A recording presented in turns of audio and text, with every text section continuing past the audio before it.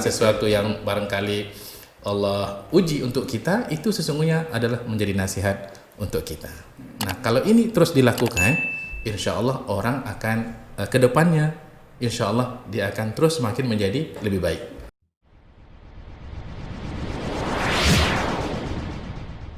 Itulah hak kita sebagai muslim, bisa juga menasihati, dan yang lebih baik tadi kata Ustadz, meminta nasihat kepada orang lain. Minta nasihat ya dari orang lain.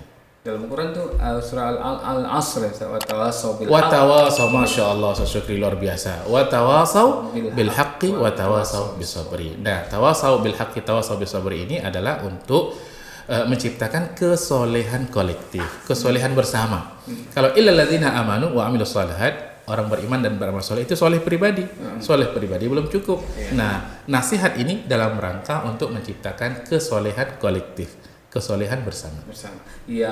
Yang memberi nasihat juga kategori dia soleh, dia kategori soleh, dan yang menerima nasihat yang baik juga, dia bisa juga menjadi orang yang soleh. Cuman ada penting di sini Ustadz untuk kita sampaikan dalam bab nasihat ini, memberi nasihat. Orang yang bagi nasihat itu harus ikhlas. Yang kedua adalah jangan pernah dia merasa, yang bagi nasihat nih Ustaz ya, jangan pernah dia merasa lebih baik dari orang yang dinasihati.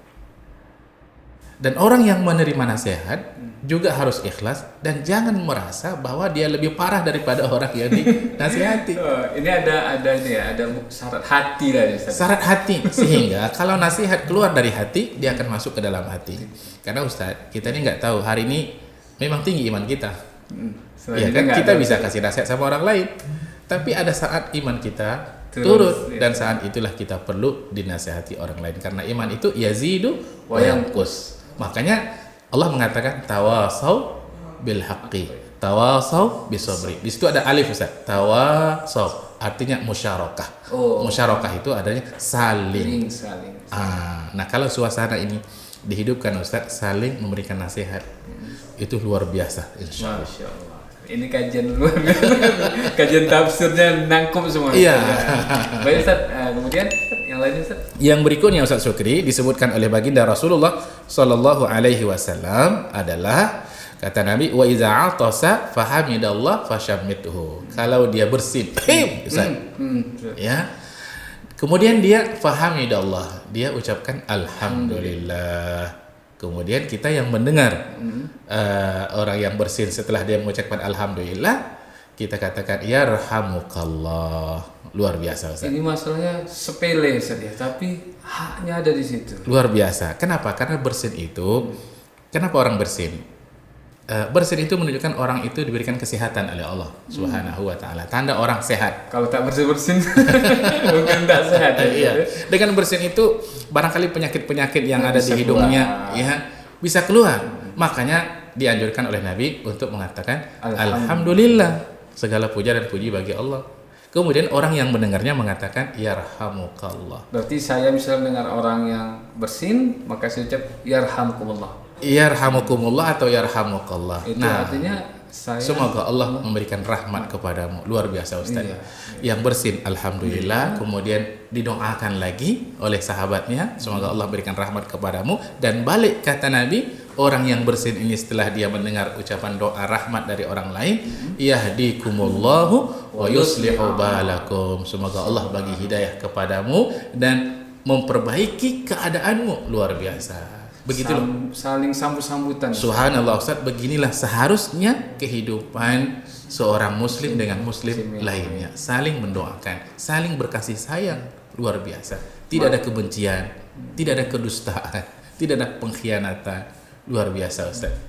Itu walaupun hanya bersin saja. Walaupun hanya bersin, melalui bersin tercipta hubungan yang erat karena saling mendoakan. Kalaupun tak kenal pun ya udahlah, yang penting tahu saud aja ya Ustaz ya. Iya Ustaz, walaupun nggak ada disebut sini kalau kamu kenal. Siapapun dia muslim. Siapapun yang penting dia bersin, dia alhamdulillah kita katakan ya rahmukallah. Siapapun disunahkan. Masya Allah. Karena itu merupakan hak dia untuk kita doakan. Nah seperti itu Ustaz. Luar biasa. Selanjutnya adalah wa idza marida fa'udhu. Kalau dia sakit Ustaz, maka datanglah. Subhanallah, ini bukan saja muslim Ustaz. Non muslim sekalipun kalau dia sakit, kita Jenguk. Boleh datang kita jenguk. Contoh, Rasulullah Shallallahu Alaihi Wasallam ketika itu ada seorang anak Yahudi yang sakit, Ustaz. Iya. Didatangi oleh Nabi. Kemudian didakwa oleh Nabi. Qul la ilaha illallah, katakan la ilaha illallah. Ini sedang sakit. Iya, Apa kata ayahnya? Ayahnya ada di situ, ya. Apa katanya? Ittabi Abil Qasim. Ikuti Nabi Muhammad. Dia tidak sebut Nabi Muhammad tapi Abul Qasim. Ikuti apa yang disuruh oleh Nabi Muhammad. Akhirnya anak Yahudi tadi mengucapkan asyhadu an la ilaha illallah wa asyhadu anna Muhammadan Rasulullah. Kata Nabi, sekarang anak ini tinggalnya di dalam surga Allah Subhanahu wa taala. Berarti Ustaz bisa juga ini ladang dakwah kita ya, seperti Ya, kita mengikuti Rasulullah ketika ada saudara ataupun non muslim tetangga kita jenguk, mungkin dengan perbuatan baik kita juga bisa nanti akan mengikuti oh ini baik nih muslim. Iya. Wa idza marida fa'udhu. Kalau dia sakit, kita jenguk. Dan kita doakan. Dan kepada orang sakit ini Ustaz, kita doakan ya agar dia cepat sembuh. Dan jangan sebut sesuatu yang bisa membuat sakitnya makin parah. Makin parah. Ini kamu sakit. Ini kalau nggak diobati ini bisa parah. Itu jangan ya Ustaz. Ada orang bilang begini, kemarin katanya ya saudara saya persis sakitnya seperti ibu. Mati. 3 hari setelah itu saya juga meninggal dia. Kita khawatir ibu itu langsung down kan? Nah, nggak boleh. Sebut tidak ada penyakit kecuali ada obatnya. Sakit ini mengangkat derajat, sakit ini menghapus dosa. Karena itu kalau ada orang ditimpa musibah, kita sebut apa? Inna lillahi wa inna ilaihi raji'un. Belum mati, bukan, maksudnya kalau musibah sekalipun kita disunahkan untuk inna lillahi wa inna ilaihi raji'un. Kemudian kita katakan semoga Allah memberikan kesembuhan, syafaqallah, syifaan ajilah, syifa la yughadiru saqaman. Kalau sembuh dia tak ada kesannya lagi. Wa tahurun insyaallah. Semoga musibah ini dapat menjadi penghapus dosa. Kan itu doanya. Jadi dihibur, orang sakit itu perlu hiburan, bukan ditakut-takuti. Bukan takut-takuti, sebentar lagi mati, jangan gitu Ustaz. Jangan.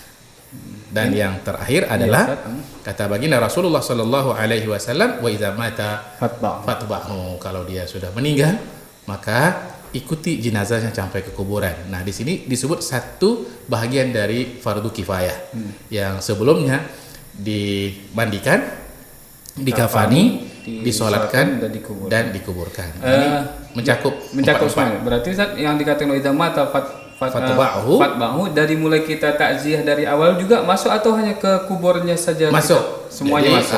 Dzikru al-ba'du wa iradatul kull. Disebutkan sebahagian, maksudnya semuanya. Semuanya.